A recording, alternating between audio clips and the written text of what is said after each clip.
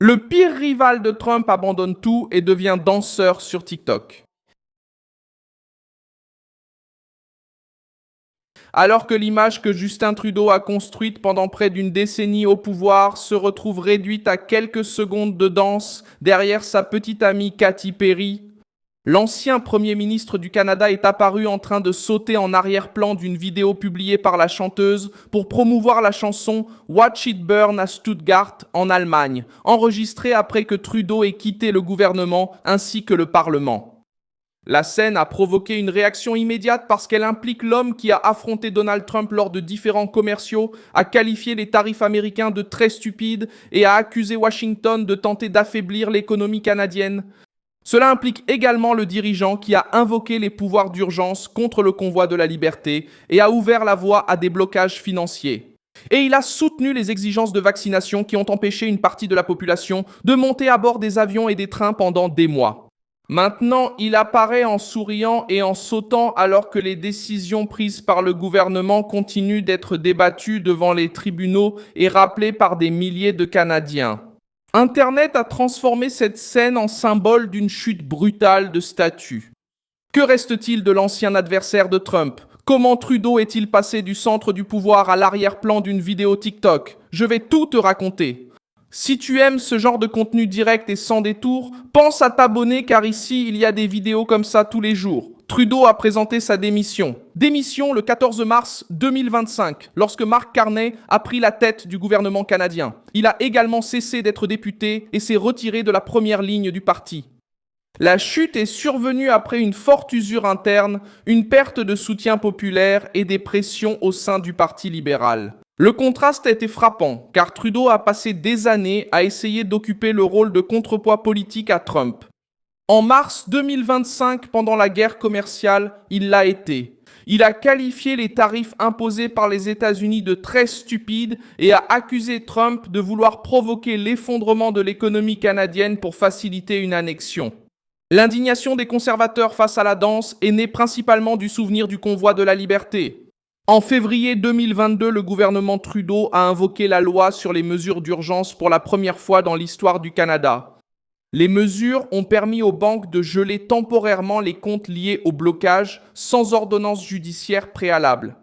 Il n'était pas nécessaire que le titulaire ait été condamné pénalement pour subir la restriction. En janvier 2026, la Cour fédérale d'appel a confirmé que la décision de Trudeau était irrationnelle et dépassait son autorité. La décision a violé des garanties constitutionnelles liées à la liberté d'expression et à la protection contre les fouilles et saisies abusives. La justice n'a pas traité l'épisode simplement comme un débat politique. Elle a reconnu que le gouvernement avait utilisé des pouvoirs qui n'étaient pas légalement disponibles dans les circonstances présentées.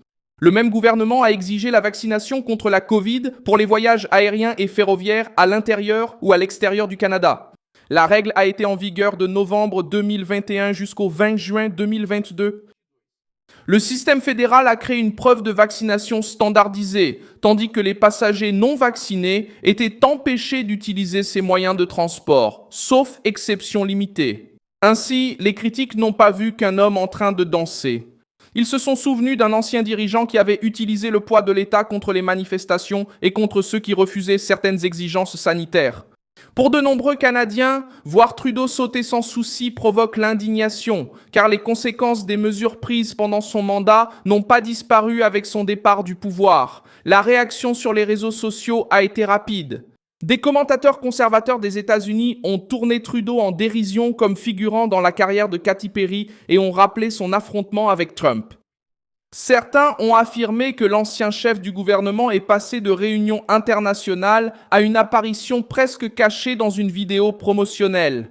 Le Canada reste pris dans la rupture entre Washington et une partie de l'Europe, mais maintenant sous la direction de Mark Carney. Des reportages récents montrent des dirigeants européens discuter de la manière de réduire la dépendance militaire, technologique et économique envers les États-Unis. Mark Carney s'est rapproché de ce mouvement et a commencé à défendre des liens plus forts entre le Canada et l'Europe. Pendant que Justin Trudeau danse, la Russie fait face à une crise du carburant qui montre comment la guerre a atteint le quotidien de la population. Les attaques ukrainiennes contre les raffineries ont réduit la production russe d'essence à environ 65% de la demande saisonnière. Des files d'attente de plusieurs heures se sont formées dans les stations-service, les ventes ont été limitées et des vidéos de disputes et de bagarres ont commencé à circuler.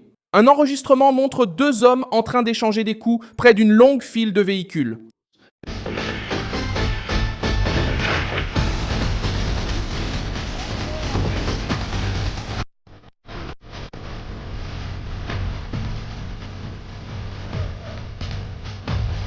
La pénurie est réelle et a poussé Moscou à interdire les exportations, à augmenter les importations et à utiliser les stocks internes pour tenter de contrôler l'approvisionnement. D'importantes raffineries ont interrompu ou réduit leurs opérations après les attaques. La pression a touché les automobilistes ordinaires, les entreprises de transport et les régions éloignées des principaux centres.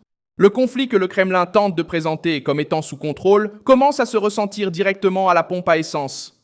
L'Allemagne a lié le manque d'essence à la guerre contre l'Ukraine. Maria Zakharova a répondu avec sarcasme. La porte-parole du ministère russe des Affaires étrangères a accusé Berlin de soutenir une guerre par l'intermédiaire de Kiev et a suggéré que les diplomates allemands utilisent les transports en commun. Le gouvernement russe peut contrôler les déclarations officielles et attaquer ses critiques, mais il ne peut pas cacher longtemps une file de voitures traversant des rues entières.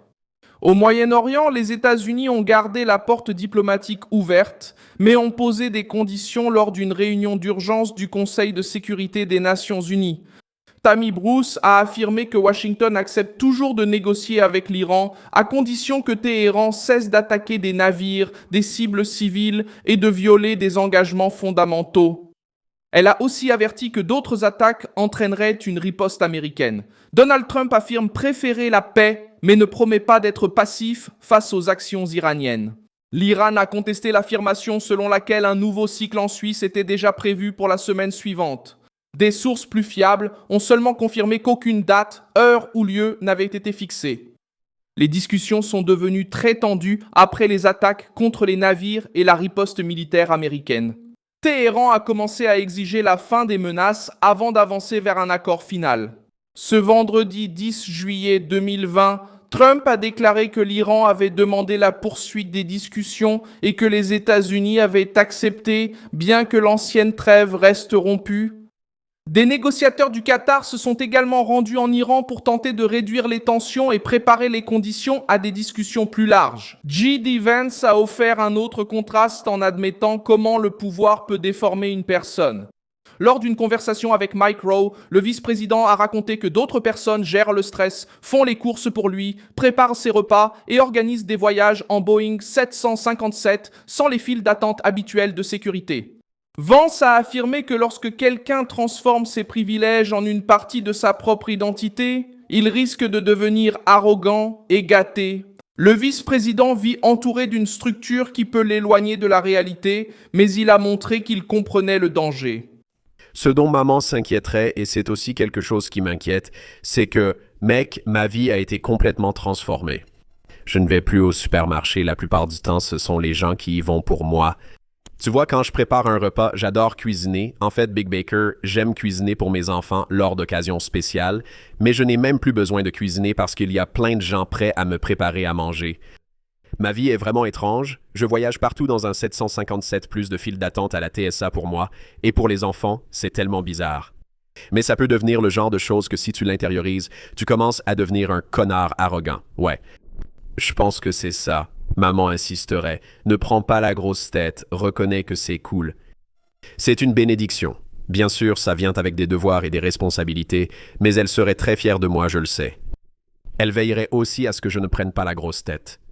Merci beaucoup d'avoir regardé cette vidéo jusqu'à la fin. Soutenez notre projet et contribuez financièrement via la clé Pix qui apparaît sur votre écran. Nous sommes une chaîne indépendante axée sur le fait de vous informer en disant la vérité. Votre contribution nous aide à rester debout.